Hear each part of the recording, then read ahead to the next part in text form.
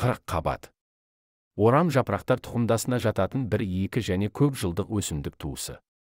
Қабат дақылдық түрлері қолдан өсіру, өзара будандастыру және сұрыптау нәтижесінде алуан түрлі өзгеріске ұшыраған. Қабаттың бірнеше сорттары бар. Сәлем достар. Қабат туралы білесіз бе? Онда бұл видео сіздер үшін.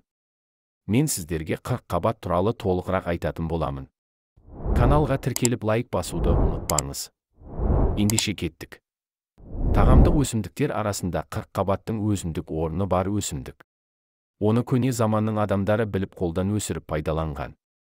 Қабатты тек тағам ғана емес дәрі ретінде қолданып жақсы нәтижелерге қол жеткізген. Ол туралы ерте заманның білгір математик философы Пифагор қабат көкөністердің өкілі ретінде үнемі сергектік сыйлайтын, тыныштық пен көңілділік ауанын көтеретін өсімдік деген. Қабат С дәруменіне өте бай өсімдіктердің бірі.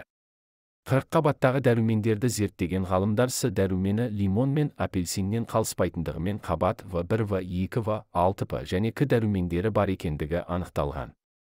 Бұдан өзге минералды тұздардан калий, фосфор, қант тағы басқа майлар мен өсімдік заттарының бары қабаттың пайдалы қасиеттерін асыра түседі. Ұсақталып туралған қабат салаты асқазан ішек жолдарының жұмысын жақсартып қабынуларды тежейтін.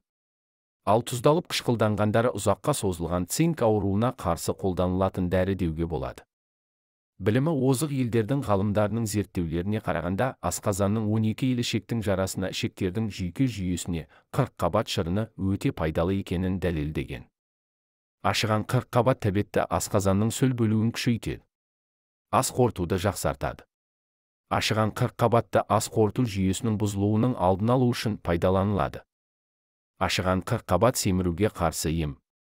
Қабат сөлі асқазанның әлсіреуін, қарын ұлтабар жарасын, өт қабынудың, бауырдың әр түрлі ауруларын, асқазан қабынуын, тоқ ішек жарасының қабынуын емдейді. Сары ауру мен көк бауыр ауруларына да қабат сөлін ішу қажет. Қабат шырыны асқазан сөліндегі қышқылдың көбейген кезінде, қарын ауырғанда қолданылады. Сапа болғанда, ауыз қолдырап қабынып ауырғанда қабат сөлін сумен араластырып ауызды тамақты шаяды. Бас ауырғанда, буын сырқырағанда, ауырған жерге қабаттың жас жапырағын жапсырса ауруды басады. Қабат шырыны бауыр ауруына ем. Оны ішкеннен кейін аурудың жанға батқаны азайып бауыр қалпына келеді. Қабат шырынның құрамындағы күкірт пен хлор иод асқазан мен ішектің шырышты қабығын тазартады. Ол ұлтабар жарасында жазады. Бұл үшін қабат шырынын 100 грамнан күніне 3 рет ішу қажет. Оған сәбіз шырынын қосып ішсе әсері одан да жақсы. Бұл үшін 100 грамм қабат шырынына 200-300 грамм сәбіз шырынын қосады.